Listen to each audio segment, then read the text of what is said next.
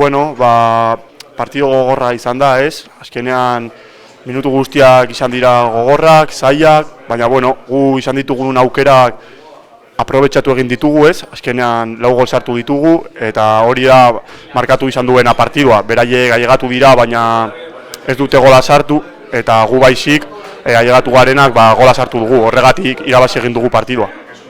La verdad que muy contento más que nada por terminar esta semana redonda con el pase a la final, con 2 victorias en Liga que nos dan muchísima moral y la verdad que me quedo contento más por el trabajo del grupo que por lo mío individual, que también me alegro, pero lo importante es el grupo.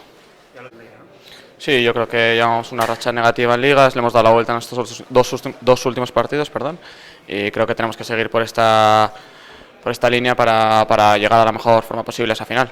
Sí, yo creo que viene bien, después de una semana con 3 partidos en la que hemos sufrido, pero hemos trabajado bien y yo creo que hemos sacado rendimiento. Y la verdad que ahora tener una semana entera para preparar el próximo partido nos viene bien para descansar y para estar lo más finos posible la semana que viene contra el Atlético de Madrid.